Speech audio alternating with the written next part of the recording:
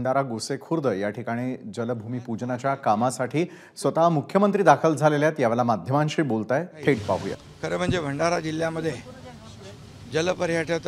जलपर्यटनातून रोजगार, स्वयंरोजगार आणि पर्यटनाचा आनंद लुटता यावा यासाठी या प्रकल्पाचं आज भूमिपूजन झालेलं आहे।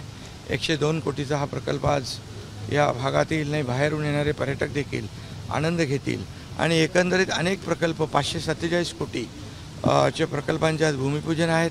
आमदार नरेंद्र भोंडेकर यांनी सातत्याने यासाठी प्रयत्न केला आणि अतिशय मी यापूर्वी देखील एकदा व्हिजिट केली होती आणि आज पाहतोय की एक खूप चांगलं काम या ठिकाणी लवकरच उभं राहील आणि हजारो लाखो पर्यटकांना या पर्यटनाचा आणि या आपल्या जलपर्यटनाचा फायदा होईल। हे जागतिक दर्जाचं पर्यटन स्थळ आहे आणि म्हणून देश विदेशातून राज्यातून सगळीकडून पर्यटक इकडे येतील। आपल्या खरं म्हणजे महाराष्ट्राला एक पर्यटनामध्ये खूप मोठा वाव आहे।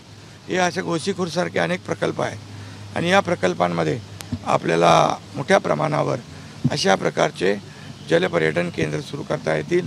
आपल्याला 720 किलोमीटरचा समुद्रकिनारा पण आहे आणि त्यामुळे मोठे प्रकल्प आपल्या राज्यामध्ये सुरू झाले तर पर्यटनाला चालना मिळेल, या ठिकाणी स्थानिक लोकांना रोजगार मिळेल आणि स्वतःच्या पायावर ते उभे राहतील।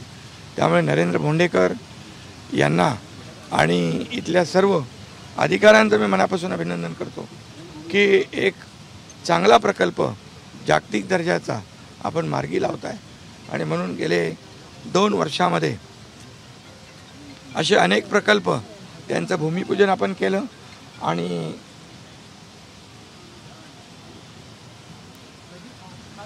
त्यांचे उद्घाटन देखील आपण करतोय। त्यामुळे नक्कीच यामध्ये खूप मोठ्या प्रमाणावर राज्यामध्ये जलपर्यटनाला संधी आहे, पर्यटकांना त्याचा मोठा आनंद मिळेल आणि म्हणून एक फोकस आपण राज्य सरकारने या इतर पर्यटनाबरोबर जलपर्यटनावर देखील केलेला आहे। त्यामुळे भविष्यामध्ये याचे चांगले आपल्याला रिझल्ट मिळतील। अर्बन नक्षलच्या वक्तव्यावर सर काल तुमची दिल्ली वारी झाली, मंत्रिमंडळ विस्तार होणार आहे का? चला आज जलपर्यटन करा। सर